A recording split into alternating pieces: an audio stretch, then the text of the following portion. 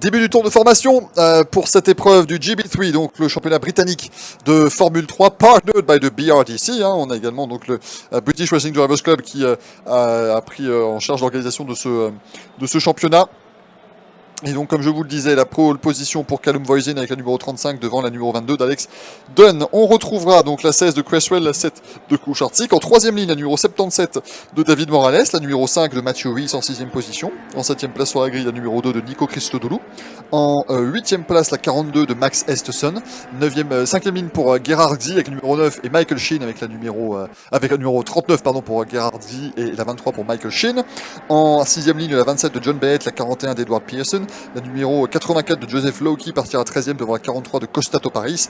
8e ligne pour la 4 de James Headley et la 21 de Sota Arao. 9e ligne pour Jarrod Waberski dans la 20 et la 15 d'Ayato Iwasaki. 10e ligne pour Lucas Taiko dans la numéro 11. Noah Ping dans la voiture numéro 3. En 21e position, on retrouvera la 18 d'Arthur Rojon et la numéro 9 de Zach Taylor. 12e ligne de la grille pour la numéro 32 de Shaun Rashid et la 99, la 99 de Daniel Mavlyutov. Et enfin, en 13e et dernière ligne de la grille, 25e position pour Oliver Stewart avec la voiture numéro 17 du Elite Motorsport. Un championnat GB3 qu'on reprend toujours beaucoup de plaisir à voir sur le circuit de Spa-Francorchamps qui a connu plusieurs vies. A commencé au début évidemment par le British F3 qui était un championnat extraordinairement important, on va dire. Cette affaire, c'était assez très préparateur pour la Formule 1. Ayrton Senna notamment qui a gagné le titre là-bas en 1983. On a aussi eu un titre pour Jean-Éric Vergne en 2010, pour Daniel Ricciardo en 2009, Felipe Nasser, champion en 2011. Tout ça sont des pilotes qui sont arrivés en Formule 1. Takuma Sato en 2001, vainqueur du championnat British F3. Il a débuté en Formule 1 l'année suivante et depuis, il est parti avec succès aux États-Unis, suivre une carrière en IndyCar. Double vainqueur des 500 miles d'Indianapolis, Takuma Sato, en 2017 et en 2020. Ralph Furman aussi qui a fait de la Formule 1. Yann Magnussen, le père de Kevin Magnussen, mais Yann aussi a fait de la Formule 1 et également été très en verve aux 24 heures du Mans notamment et en endurance. Rubens Barrichello, champion 91-91, Mika Hakkinen, champion 1990 de cette discipline. Et en 2016, un petit reboot, on va dire, avec des voitures basées plus sur des voitures de F4 qu'on a un petit peu modifiées pour les faire rapprocher justement des performances ici des F3. Ce sont des Tatus qui sont actuellement engagés sur ce circuit. 25 voitures au départ, le halo bien entendu sur l'avant et sur le cockpit des monoplaces, histoire de protéger les pilotes un maximum. Voilà la grille de départ qui va venir se mettre devant nous pour ce GB3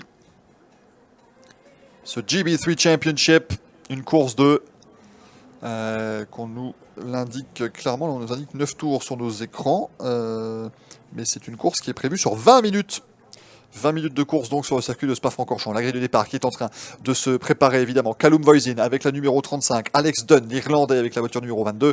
Troisième place, Mackenzie Cresswell, la voiture numéro 16. Here we are. The grid is forming up nicely. Number 35, Callum Voisin on pole position. Number 22, Alex Dunn, the Irish driver. And number 16, Mackenzie Cresswell. That's the top three.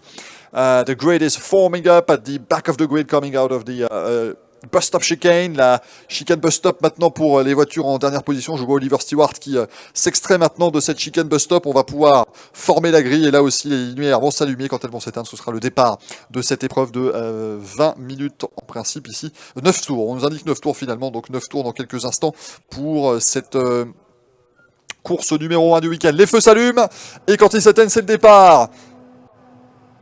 C'est parti, feu vert. Et très bon départ de Callum Voisin, très bon départ également de Mackenzie Cresswell en troisième position. Alex Dunn qui essaie directement évidemment de protéger sa deuxième position. Attention, ça se pousse quasiment dans l'herbe. Et au niveau de l'épingle de la source, désormais, le leader est toujours Callum Voisin. Derrière, tout se passera-t-il bien? Forcément, on le souhaite, bien sûr, pour tous ces jeunes pilotes. Ça passe. Et maintenant, la descente vers le raidillon. Toujours Callum Voisin en tête avec la voiture numéro 35 et derrière Alex Dunn, Mackenzie Cresswell. J'ai l'impression que le top 3 est resté plus ou moins inchangé. On va attendre de les voir passer évidemment à la cellule de chronométrage. Le raidillon, ça passe parfois à deux de front, toujours assez impressionnant. Et Voisin directement à l'intérieur qui défend sa position. L'attaque à l'extérieur. Attention, on a la 32 là qui est dans le garage malheureusement à 32 de Rachid qui n'a pas pu prendre visiblement le départ. L'attaque de la 22, Alex Dunn à l'extérieur, mais il ne va pas pouvoir dépasser. Attention, Mackenzie Cresswell, le contact tête à queue pour Cresswell. Attention, il repart à 360, très bien maîtrisé dans le milieu du peloton, mais là il a perdu énormément de place forcément Mackenzie Cresswell. Contact derrière également avec la numéro 11 qui est en tête à queue. Staiko, on a plusieurs voitures impliquées, la 3. Ouais, là, il y a beaucoup de voitures. La 18 d'Arthur Rojon, également le pilote français.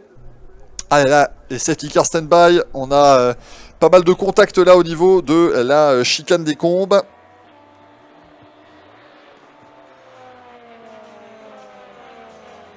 Ah, c'est assez complexe. Et on a toujours Callum Voisin en tête devant Alex Dunn désormais. Troisième place, c'est la numéro 7 de Kucharczyk, désormais le pilote polonais. Là, on a trois voitures qui sont bloquées les unes dans les autres. Les commissaires vont évidemment tenter de faire le maximum pour aller très vite. Mais malheureusement, ça me paraît un petit peu compliqué là. Callum Voisin en tête, Alex Dunn deuxième. Timek Kucharczyk en troisième position, toujours safety car en stand-by. En fait, on laisse au pilote l'opportunité de rouler un maximum et on le mettra à la procédure safety car maintenant que si évidemment elle est forcément nécessaire. Mais là, vu les impacts qu'on avait du côté de la chicane des Combes, ça me paraissait assez compliqué de faire autrement. Drapeau jaune sur tout le circuit, safety car. Procédure safety car qui rentre donc en application ici au premier tour. Attention, on voit encore des pilotes qui se doublent là au niveau de la chicane bus stop. Attention messieurs, hein, c'est procédure de safety car. Évidemment, les dépassements sont interdits. Premier passage devant la ligne pour les leaders. Callum Voisin en tête devant Alex Dunn. Kucharczyk en troisième position. Morales qui est quatrième. Beau départ de David Morales en quatrième place désormais avec cette voiture numéro 77. Cinquième place pour la numéro 2 de Nico Christodoulou. On revoit le contact, enfin le tête à queue surtout en tout cas de Cresswell qui est maintenant en 15e position. Mackenzie Cresswell est derrière. Peut-être en réaction à tout cela, on a la 11 de Staiko qui s'est stoppé là au niveau de la chicane des Combes. On a la 99 de Mavliutov, la numéro 3 de Ping et la numéro 18 de Rojon. 4 voitures donc impliquées au niveau de la chicane des Combes. On a la numéro 9, la voiture de Zach Taylor qui va rentrer au stand, tout comme la numéro 5, c'est la voiture de Matthew Rees. Attention, Matthew Rees, il était en 6e position sur cette grille de départ, il est au stand hein, de ce qu'on nous annonce sur nos écrans de contrôle. Ça c'est dommage aussi pour Matthew Rees et Mackenzie Cresswell, deux pilotes qui étaient aux avant-postes sur cette grille de départ.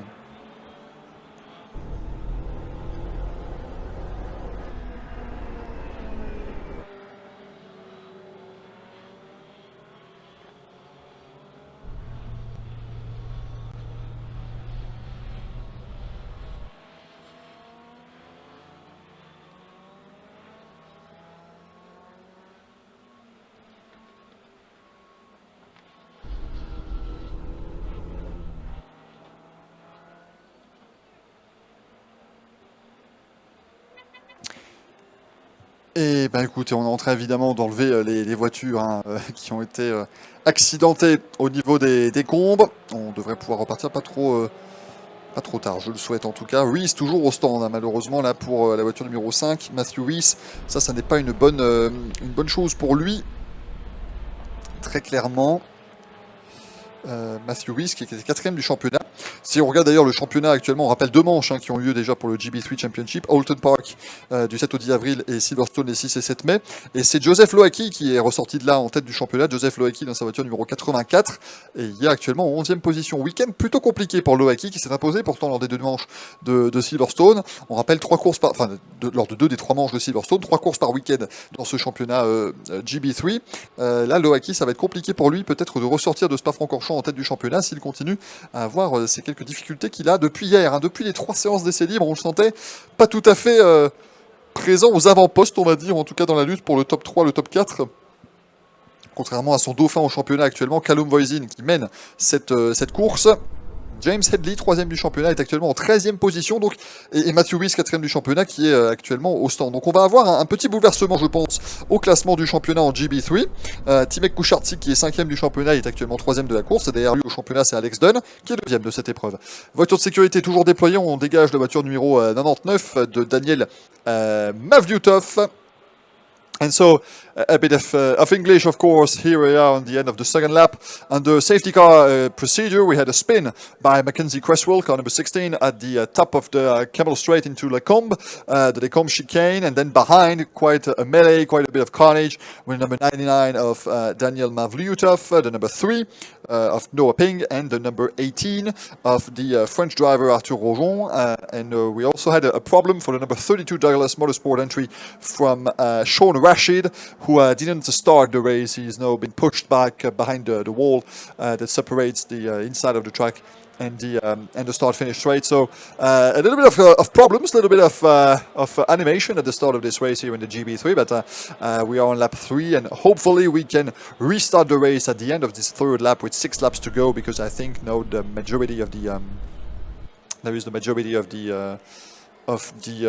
problems that have been taken care of at the top of Lecombe, so it should work quite flawlessly now, and we can restart this race at the end of the third lap. On devrait pouvoir repartir à la fin de ce troisième tour, je l'imagine. On est toujours évidemment en train de s'affairer du côté des combes. On avait vu que la majorité des voitures étaient déjà enlevées. On a mis 3 minutes 30 pour faire ce tour sous safety car, donc ça laisse évidemment un petit peu de temps à toutes les équipes d'intervention et à tous les commissaires. On ne le soulignera jamais assez, et on salue toujours les commissaires de piste, les commissaires du stand, les commissaires sportifs, tous les commissaires qui font en sorte bien que le sport automobile continue d'exister et puisse se dérouler, parce qu'ici, une organisation comme Spyro Race, de la part du RAXPA, c'est évidemment énormément de personnes dans l'organisation, dans cette véritable fourmilière, mais c'est aussi beaucoup de commissaires bénévoles tout autour des 7 km du circuit de Spa-Francorchamps qui nous permettent de continuer à faire vivre cette grande passion qu'est la nôtre, la création du sport automobile et des sports mécaniques en général. Sans vous, ce serait quasiment impossible. Mesdames, messieurs, donc encore une fois, un grand bravo à toutes les équipes de commissaires qui ont un petit peu de travail ce matin, dans ce GB3 notamment. On aura, après cette course, une séance d'essai libre. On fera un tout petit peu retomber la pression. Séance d'essai libre 2 pour les Ford Fiesta Sprint Cup et les Mazda MX-5 Trophy. On poursuivra à 13h13 avec les courses de Caterham Graduates, Lotus Cup Europe, Alpine Elf Europa Cup, Supercar Challenge, et ensuite les 2 autres courses de monoplace, à savoir le championnat de France F4 et le GB3. Donc ces voitures que vous avez actuellement à l'écran ou sur le circuit devant vous reviendront à 17h37 en piste pour une 3e course. Mais déjà, bien entendu, on va faire en sorte de terminer cette première joute du week-end. Safety car in this lap. On va donc faire rentrer la voiture de sécurité au stand à la fin de ce tour et on va restarter. Et pour évidemment vous donner une très bonne nouvelle côté speaker, le repas de midi vient d'arriver, donc c'est formidable. Vous allez avoir un speaker revigoré pour cette fin de journée. Mais on va d'abord finir le GB3 et aller sur le podium. Ne vous en faites pas. Merci à Eric Kunson de SIA Speaker Info Assistance, qui est sur tous les fronts ce matin, et qui vous aide aussi évidemment à avoir toutes les informations importantes. Allez, trêve de plaisanterie, remettons-nous dans le mode course, bien sûr. Dans quelques instants ici, la voiture de sécurité qui est au niveau de Blanchimont. Alors, Callum Voisin va-t-il réussir à gérer aussi bien qu'Evan Gilter en F4 les relances? Ça, c'était quand même la force d'Evan Gilter sur cette course précédente de F4. Il a réussi à chaque fois à prendre un petit peu la poudre d'escampette quand les courses étaient relancées. Là, ça se passe pas trop mal pour l'instant. Le peloton qui est assez au ralenti. Alors, qui va réussir à aller chercher la tête de course? Est-ce que ça va toujours être Callum Voisin, la voiture de sécurité, qui rentre maintenant dans les box, dans la pit lane? On va donc donner à Callum Voisin la charge du peloton. Il accélère à la sortie de Blanchimont. Il accélère. Oui, non, ça va. Il a bien pris les gaz. Attention, d'ailleurs, on essaie déjà d'attaquer. Drapeau vert qui va être agité au niveau du flag stand ici, avec Callum Voisin en tête devant Alex Dunn et Timek Kucharczyk. C'est reparti, très bon restart de Voisin. Attention, Kucharczyk qui est proche. Kucharczyk qui va essayer d'attaquer directement Dunn, peut-être pour la 2e position. Après, il y a aussi beaucoup de stratégie en jeu, et comme je vous le disais avec les F4, beaucoup d'aspiration qui fonctionne bien ici. Si on peut éviter de dépasser dans la source pour attendre plutôt le sommet du Raidillon et la ligne droite de Kemmel, c'est tout aussi bon, parce qu'ensuite dans la portion beaucoup plus sinueuse de la 2e portion, ce 2e secteur du circuit, c'est un petit peu plus compliqué d'aller se doubler. Callum Voisin toujours en tête devant Alex Dunn et Timek Kucharczyk. Derrière, ça passe plutôt correctement pour tout le monde, semble-t-il, ce qui est déjà évidemment une très bonne nouvelle.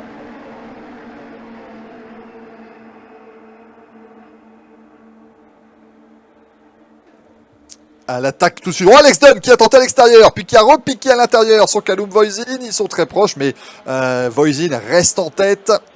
Ah, c'était malin hein, ce qu'a tenté là Alex Dunn au niveau de la chicane des combes. Il y a une voiture qui a court-circuité cette chicane. Gageons que la direction de course va effectivement regarder tout cela de très près. Mais il y a... Oh, une sortie de piste là, ouais, sortie large à l'issue de la chicane des combes, mais c'est passé. Pas de problème, fort heureusement. On a l'impression que c'était à 9 peut-être de Taylor. Toujours en tête, Callum Voisin devant Alex Dunn. Timek Kucharczyk en 3e position. Il a peut-être fait le plus dur, hein, Voisin pour l'instant. S'il arrive à augmenter son avance dans le secteur sinueux, ça peut peut-être l'aider à ne plus se sentir sous les attaques d'Alex Dunn. Mais si vous l'avez vu sur le live streaming, que vous pouvez regarder également bien sûr depuis les tribunes, hein, sur la chaîne YouTube du Royal Automobile Club de Spa, on l'a vu à l'extérieur d'abord, et puis ensuite au dernier moment il a plongé à l'intérieur pour essayer de surprendre Callum Voisin. C'est un dépassement qu'on a souvent vu, notamment Daniel Ricciardo en Formule 1, qui réalisait ce genre de dépassement, en essayant vraiment de prendre par surprise les pilotes. Et on sait que tous ces jeunes pilotes, forcément, ils sont biberonnés à la Formule 1, comme nous tous. Et donc, forcément, ils ont aussi capté ce genre d'action, ce genre de dépassement, ce genre de manœuvre de défense aussi parfois. Et forcément, ça peut se ressentir un petit peu dans le pilotage. Les voitures de tête qui vont arriver du côté de la chicane bus stop. Attention, l'attaque de Morales peut-être sur Kucharczyk pour la 3e position. Et il est pas si loin, hein, Alex Dunn, en 2e place derrière le leader Callum Voisin. On arrive à la fin du 4e tour. 5 tours restants du coup dans cette épreuve. C'est pas très loin hein, pour Alex Dunn. Il va peut-être pouvoir tenter quelque chose hein, d'ici la fin de cette course. À voir aussi comment on va gérer un petit peu les pneumatiques. Ça attaque au niveau de l'épingle de la source. C'est la numéro 4 de Headley qui a réussi à dépasser. James Headley qui s'est infiltré correctement. Oh, il est proche, Alex Dunn. S'il arrive à bien passer dans le raidillon, ça peut être quelque chose de très correct. On voit Mackenzie Cresswell qui remonte en 14e position également. 11 places de perdu depuis le départ pour lui. Mais au moins, c'est une opération limitation de casse maintenant après le tête à queue qu'il a effectué au niveau de la chicane des combes. Lors du premier tour, est-ce qu'on va pouvoir avoir une image de Callum Voisin et de Alex Dunn? Oui, Alex Dunn à l'extérieur maintenant. Encore une fois, ils sont côte à côte. Cette fois-ci, il est complètement à côté de Voisin. Est-ce qu'il va pouvoir freiner plus tard? Il est dans la bonne trajectoire. Derrière, la bagarre toujours avec Morales et Kucharczyk, ça ne passe pas. La 23, notamment également de Michael Sheen qui essaye de se défendre au mieux. Ah, ça se dépasse bien, ça pilote bien hein, chez ces jeunes loups du British F3. Toujours Voisin en tête. Devant Alex Dunn. Dunn qui a franchi la ligne de chronométrage à l'issue du premier secteur devant, mais ça n'est malheureusement pas ce qui compte. Ce qui compte, c'est de rester en tête en piste. Et avec l'intérieur dans la chicane des combes, Callum Voisin a pu facilement reprendre l'avantage. Voisin toujours en tête devant Dunn et Kucharczyk. Derrière, on a vu encore des voitures sortir un petit peu large du côté de la chicane des combes, mais rien de particulièrement grave, bien entendu.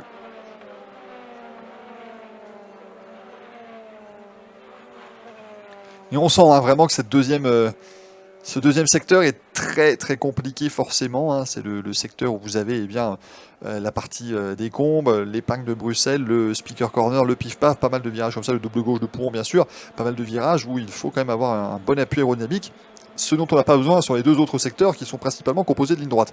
Donc c'est toute une affaire et toute une histoire de compromis à aller trouver en termes de réglage notamment et même en termes de pilotage. Alex Dunn qui est encore une fois vraiment très très proche hein, de Callum Voisin.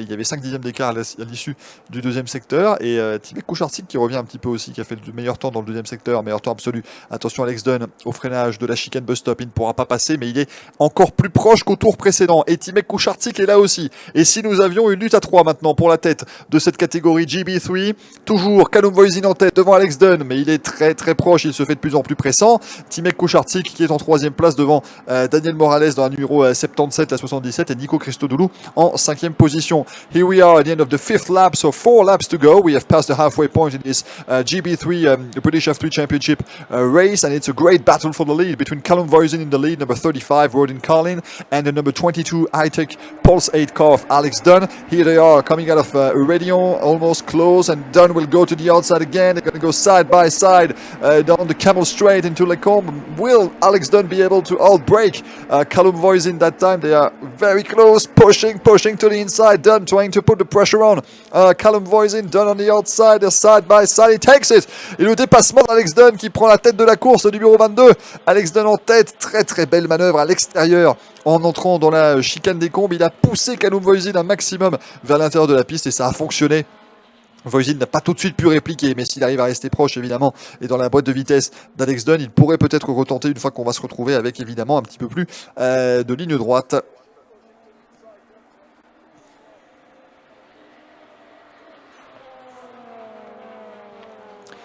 Et donc maintenant, changement de leader, ici à Spa-Francorchamps. Alex Dunn, le pilote irlandais, qui est en tête avec sa voiture numéro 22, Callum Voisin en deuxième position, Timek Kucharczyk qui est troisième.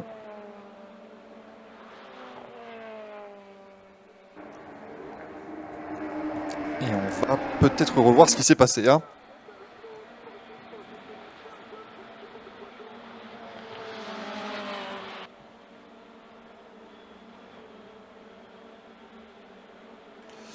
On a revu effectivement le dépassement d'Alex Dunn qui a pris la tête. Ah, Callum Voisin n'a pas l'air trop loin, 7 dixièmes à l'issue du deuxième secteur. On va les voir repasser devant nous. Ah oui, il y a un écart clairement. Et là, je pense que Callum Voisin est presque plus à risque de se faire doubler par Timek Kucharczyk que de pouvoir réattaquer Alex Dunn. Ça, c'est à voir évidemment. Il va rester 3 tours quand on va passer la ligne de chronométrage ici. Alex Dunn, la numéro 22. Callum Voisin, la 35. Timek Kucharczyk, la numéro 7. Et oui, mais Kucharczyk est proche. Hein. Il y a actuellement 8 dixièmes entre les deux premiers et 4 dixièmes entre le deuxième et le troisième. Morales, Christodoulou, Xi, Shin, Bennett, Esterson, Waberski, le top 10. Ouais, je pense que malheureusement, Callum Voisin, il aurait bien voulu pouvoir remettre les yeux vers l'avant et retenter de doubler Alex Dunn. Mais je crois que ça va plutôt être en mode défense. On va regarder les rétros du côté de Callum Voisin parce que Timek Kucharczyk va être particulièrement pressant. Alex Dunn qui va faire une très très belle opération au championnat s'il parvient à rester aux avant-postes. Mackenzie Cresswell qui était parti, on le rappelle, depuis la troisième place de la grille, qui a malheureusement fait un tête à queue dans la chicane des Combes au départ de la course. Il est 13e maintenant. Hein. Mackenzie Cresswell avec cette voiture numéro 16. Il va falloir remonter un maximum. Il est juste derrière le leader du championnat, Joseph Loki avec la voiture numéro 84. Donc il pourrait au moins limiter la casse face à Loki. Évidemment, Cresswell en termes de points au championnat. Pas de changement au niveau des trois premiers. Dunn, Voisin, Kucharczyk, ça n'a pas bougé. Je pense que pour le pilote polonais, il va falloir se rapprocher un tout petit peu plus s'il veut pouvoir tenter une attaque. Il va lui rester encore 2 tours, donc encore au moins 2 possibilités au niveau de la chicane des Combes pour pouvoir tenter de dépasser. C'est clairement là qu'on a évidemment le plus de dépassement. Mais imaginez, vous ressortez de Blanchimont très proche dans le dernier tour. Il va falloir tenter évidemment de dépasser au niveau de la chicane bus stop, qui sera le dernier endroit possible pour tous ces pilotes. On voit que le parc fermé est actuellement également en train d'être préparé. On a les trois pilotes qui termineront sur le podium qui pourront venir garer leur voiture à cet endroit-là. Juste en dessous de ce podium. Alex Dunn qui a maintenant 9 dixièmes d'avance. Je pense qu'il est en train tout doucement de se mettre à l'abri, Alex Dunn. On voit clairement à l'écran que ouais, il a l'avance nécessaire sur Callum Voisin. Il va juste falloir gérer mentalement ces 2 derniers tours, ce qui n'est pas forcément plus simple aussi. Il faut savoir simplement faire 2 tours corrects. Mais oh, attention, une sortie de piste là au niveau de Stavelot. C'est sorti légèrement large dans les graviers. Forcément, maintenant, quand vous prenez le virage de Stavelot un peu large, ça ne pardonne plus. Il n'y a plus cette bande d'asphalte au moins qui était présente avant. C'est directement du gravier. Mais en général, les pilotes restent pieds dedans et on voit comment ça ressort, bien entendu. Et ça ressort plutôt bien en général. Alex Dunn qui arrive de notre côté maintenant dans la chicane bus stop. Il avait une seconde complète d'avance à la fin du deuxième secteur. Et j'ai l'impression que ça va rester environ à 1 seconde face à Callum Voisin. Passage sur la ligne, 2 tours encore à parcourir dans cette première manche de GB3. 1 seconde 0,28 effectivement. Et on nous annonce même dernier tour. Donc finalement voilà, c'était 9 tours ou 20 minutes. Et comme nous avons eu une procédure safety car, c'est le dernier tour de cette épreuve ici en GB3. Première course du week-end. Il y en aura une deuxième tout à l'heure, une troisième demain, bien entendu. Et donc, eh bien, encore une tentative pour Timek Kucharczyk. Ça va être compliqué. Il est un peu loin de Callum Voisin. La bagarre pour la deuxième place qui risque de tourner à l'avantage pour l'instant de Voisin.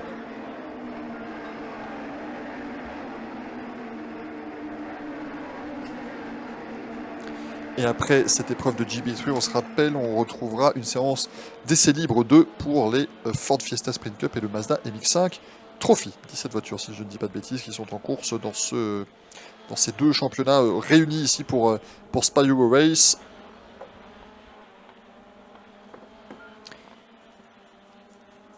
Alex Dunn, toujours en tête, 1 seconde 0,27 d'avance, donc ça sent très très bon pour Alex Dunn, qui à mon avis va pouvoir aller célébrer une victoire sur le circuit de Spa-Francorchamps. Voisin et Kucharczyk m'ont l'air aussi dans une bagarre finalement assez à distance. Bagarre pour la 4ème place entre Daniel Morales, Nico Christodoulou.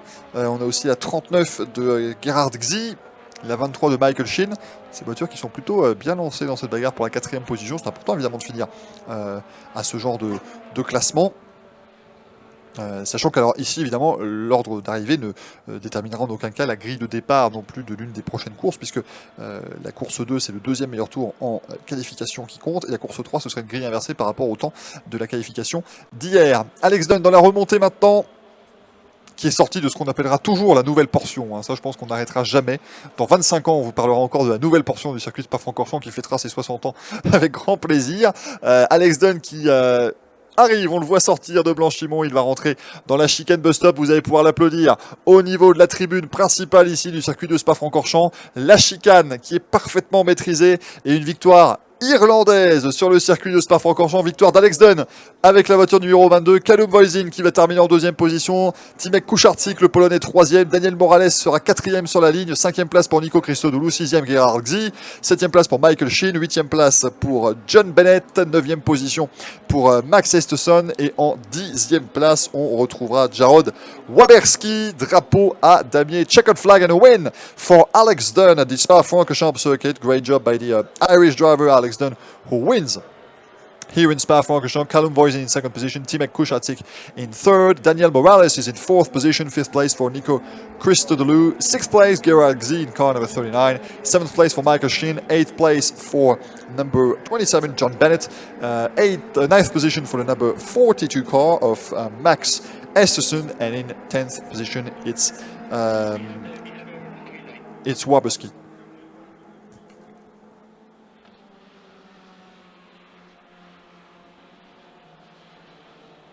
Et si vous nous suivez en live streaming, le résultat, victoire donc d'Alex Dunn au bout de 8 tours, 1 seconde 1 d'avance sur Callum Voisin, 1 seconde 8 sur Timek Kucharczyk. On va retrouver dans quelques instants les meilleurs moments de cette première manche du week-end ici en GB3, le championnat britannique de Formule 3.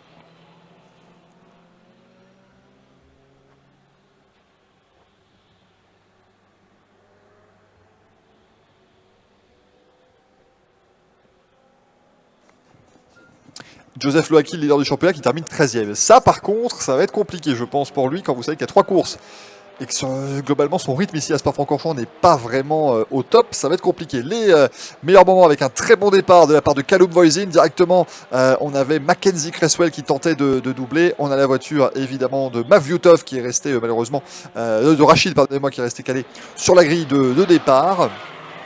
Et à la chicane des courbes, alors il y a eu contact entre Alex Dunn et Mackenzie Cresswell, pas certain, mais en tout cas Cresswell qui nous a fait un 360. Le contact entre Mavyutov, Rojon et Ping au niveau de la chicane, ce qui nous a mis pour une première fois sous procédure de safety car, et la seule fois d'ailleurs de cette manche ici de GB3. On est en train de dégager également avec, voilà, on a dégagé tous les débris avec le tracteur, et au final victoire donc de Alex Dunn devant Callum Voisin et Timek Kucharczyk. On va retrouver ces 3 pilotes évidemment sur le podium dans quelques instants.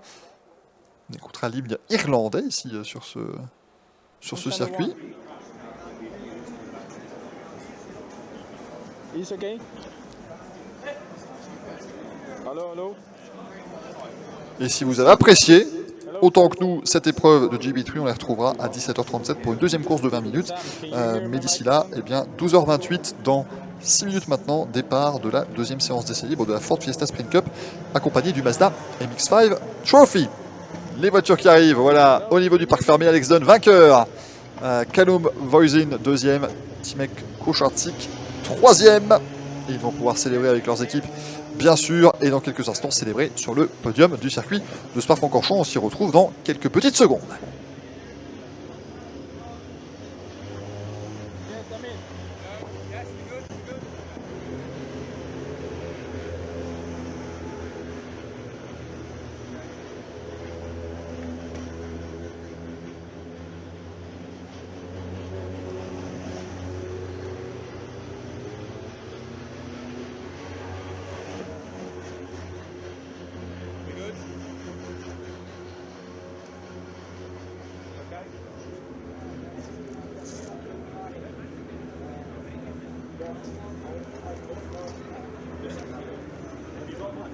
mic, I can hear him. Yes.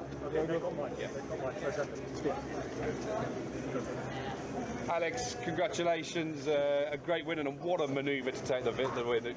Oh, sorry. You sure? Let's end the got it. Hold fine. Okay. Do you want to do yours? Alex, you might encroach down by the board. Okay, cool. Hang on. Yeah, Alex, congratulations. Brilliant victory, and what a move to take the lead. Yeah, you know, I'm over the moon to finally be back to where we should be. I'm really happy. It was an interrupted race with the safety car, but you were able to obviously get your head down and concentrate on getting that win. Yeah, I think the safety car helped me slightly. Kind of helped me regroup and get a little bit closer to Callum. I think he put a little bit of a gap on lap 1, so the safety car kind of brought us back together. And then from then on, I kind of every time I was trying to make a move, but it was quite difficult. I wasn't able to clear him before the braking zone. And then on the last lap, I got a really good run out of turn 1 and managed to get moved on. So I'm really happy. Well done. Callum, great second position. Obviously, just weren't able to hold Alex off. He got a great run out of La Source and got you at the end of the straight. Yeah, for sure. I mean, congrats to him. He did a brilliant job. P2 still good points and a good result, which is what we're here for. So, quite happy. I made a few too many mistakes to win this race, but no, I still a good result. Well done. That's great, and we'll just get to. Congratulations, third place. They were just out of the reach. You just weren't able to pull them back in. I think good result. We were pretty slow on the straight. We'll have to look for it. And hope for more in race 2. You seem to be able to sort of close Callum down sort of midway through the race, but he was able to gap you again. Is that just the speed on the straights? I think so. In the second sector, we were usually faster than everyone else. So in like the twisty part, we were pretty fast, but then we were missing a bit of speed in straights. I think that's why I couldn't close enough to top 2 to get them past. But I think good result, first podium of the year, and looking forward. Got a gap now to race 2, so do you think there's some changes to be made to help you get that straight line speed back?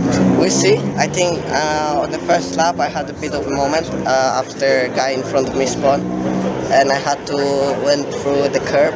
Maybe I damaged the floor or something. We'll have a look. I think if we find a bit more speed on the straights, we can fight for the win. Congratulations. I'll let you go to the podium. Thank you. Podium presentation for race 1 of the GB3, the British Formula 3 Championship. In third position, troisième place, Timek Kocharczyk from Poland. In second place, deuxième position, Callum Voisin. And the race 1 winner, with a great overtaking on the outside, Alex Dunn. Congratulations. Bravo Alex Dunn qui s'impose, et on va écouter l'hymne irlandais.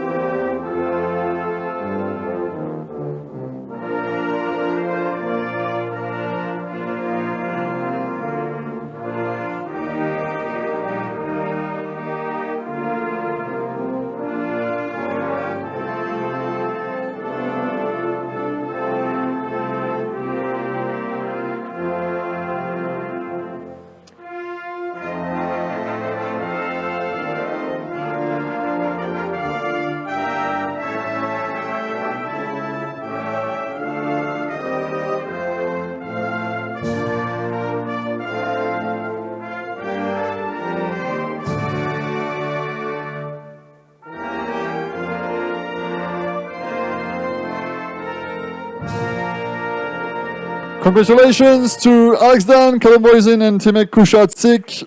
Voilà, félicitations au podium de cette première course du week-end pour le GB3 Championship. On remet les trophées au top 3. Victoire, on le rappelle, d'Alex Dunn devant Callum Voisin et Timek Kocharczyk. Et on retrouvera ces pilotes tout à l'heure. Alors que voilà qui débute la séance d'essais libres.